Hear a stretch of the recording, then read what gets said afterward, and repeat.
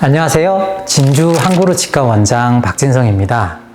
제가 이 유튜브 컨텐츠를 찍기 시작하고요. 그러니까 치과 진료 지식에 대해서 많이 설명을 드렸잖아요. 또 어떤 결과가 나왔는지를 설명드리고 싶은데 참 답답했거든요. 실제로 이제 조그마한 모니터에서도 촬영을 해보고 했는데 제 마음에 썩 들지는 않더라고요. 그래서 제가 이 큰 마음 먹고 하나 준비를 했습니다. 좀 금액을 많이 투자했고요.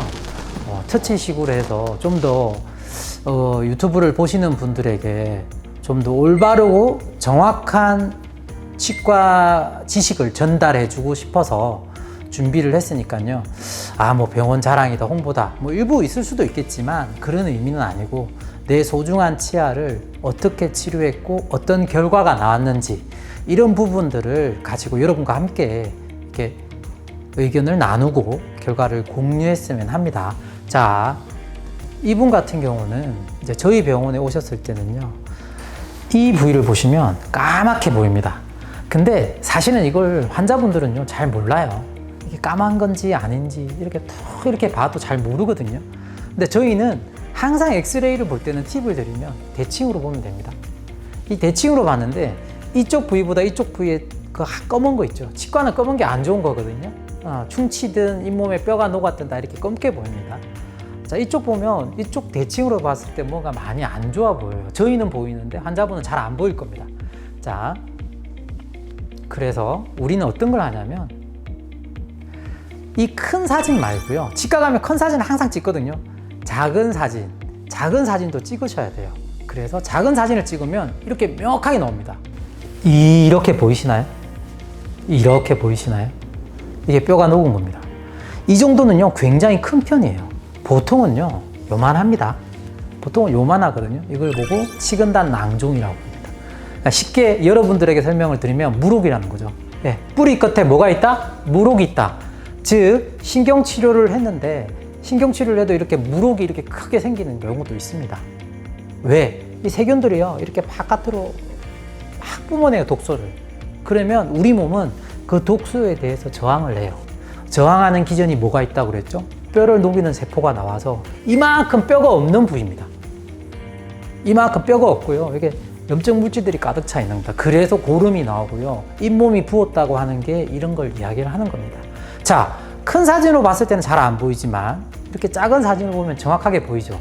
그래서 작은 사진도 꼭 찍으셔야 됩니다. 치과에서 왜 이렇게 사진을 많이 찍어? 뭐 어때? 왜 그래? 막 이렇게 할 수 있지만 그게 아닙니다.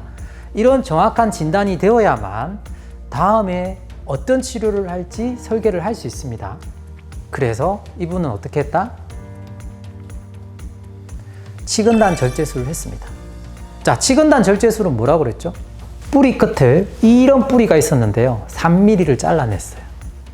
왜? 세균들이 여기 사니까. 세균들이 여기 되게 많이 살거든요. 이 3mm를 잘라내고요. 그리고 이게 하얀색으로 보이죠? 이쪽 염증 물질들을 다 제거를 했습니다. 빡빡빡빡 긁어냈죠. 그걸 큐레티지라고 합니다. 염증을 낭종 적출술이라고도 하고요. 뭐 또 이거 용어가 잘못되네. 맞습니다. 용어가 잘못될 수도 있습니다. 하지만 환자분에게 좀 더 편하게 이해하기 쉽도록 설명드리는 과정이라고 좀 생각해 주셨으면 좋겠습니다. 그래서 이만큼을 어떻게 했다? 염증을 긁어냅니다. 긁어내면 비어 있겠죠. 비어 있으면 어떻게 될까요? 세균들이 또 들어올 수 있겠죠. 그래서 뼈가 차야 됩니다. 뼈가 차는데 보통 6개월 이상 걸려요. 6개월 동안 비워놓으면 안 되잖아요. 그래서 뼈가 좀 더 잘 차도록 뼈 이식을 해 놓습니다. 요렇게 해서 치근단 절제술을 완성시키는 겁니다. 요렇게까지 하면. 이렇게 치근단 절제술을 하고 나면요, 시간이 약입니다. 시간이 지나면 요게 검었던 부위 있잖아요. 이 부위들이 하얗게 찹니다. 하얗게 찰 거예요. 이런 식으로 뼈의 패턴대로 찰 겁니다. 우리는 그걸 기대합니다. 수술했는데 왜 그대로 보여요? 맞습니다. 뼈가 아직 안 찼으니까. 우리 몸에 뼈를 차게 만드는 기전이 있는데 그거는 시간이 굉장히 오래 걸려요. 6개월 이상 걸립니다. 그래서 6개월 또는 1년 지나서 오라. 그래서 엑스레이를 찍어보자라고 이야기를 드린 겁니다. 하지만 이렇게 뼈 이식을 해놨는데도요, 관리가 안 되거나 입안에는 무수히 많은 세균들이 있겠죠. 또 밥 먹고 술 먹고 뭐 하다 보면 담배 피고 하다 보면 어떻게 돼요? 안 좋은 환경이 형성되면 세균들이 또 들어갈 수가 있어요. 그러면 수술 부위가 또 이렇게 부을 수 있습니다. 그래서 간혹 저도 치근단 절제술을 했는데 수술 부위가 부었어요 라고 오시는 분들이 있어요. 그러면 제가 수술이 잘못된 거 아닙니까? 라고 여쭤봅니다, 저한테. 그게 아니고요. 비어있는 공간에 어떻다? 세균들이 다시 들어가서 그렇다 라고 이야기를 합니다. 그러면서 이런 치근단 절제술을 다시 하는 게 아니고요. 그냥 세균이 들어간 부위만 마취를 하고 이렇게 조금 긁어내 줍니다. 약재도 넣어주고요. 그래서 우리 몸이 저절로 힐링이 되도록, 뼈가 차도록 기다립니다. 6개월간. 그렇게 하시면 치료가 마무리되고요. 네.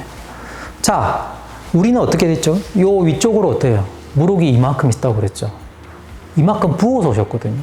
근데 제가 하나는 좀 하는 게 환자분의 술전이라고 그러는데 수술 전에 사진은 잘 찍지 않습니다. 왜 안 찍을까요? 환자분은 치료를 받으러 왔잖아요. 치료 결과가 좋아서 사진을 찍는 거는 괜찮은데 치료를 받으러 왔는데 막 사진을 찍고 있으면 환자분에 대한 예의가 아니라고 생각을 해요. 그래서 저는 수술 전에 막 뭐 사진을 찍고 이런 건 잘 하지 않습니다. 결과가 좋을 때 환자분에게 양해를 구합니다. 우리가 이렇게 수술이 잘 되어 있는데 이렇게 체크를 좀 해보고 싶다, 아니면 이렇게 제가 환자분 사진을 조금 써도 되겠습니까? 라고 했을 때 환자분이 흔쾌히 동의하시는 분에 한해서 이런 사진을 공개하도록 합니다. 그게 아무리 저희가 질식을 전달하지만 치료를 받으러 온 분에 대한 예의라고 생각하기 때문에 그렇습니다. 보시면 어때요? 수술한 것 같아요? 안 같아요? 없습니다. 오셨을 때는 여기가 빨갛게 부어 있었거든요.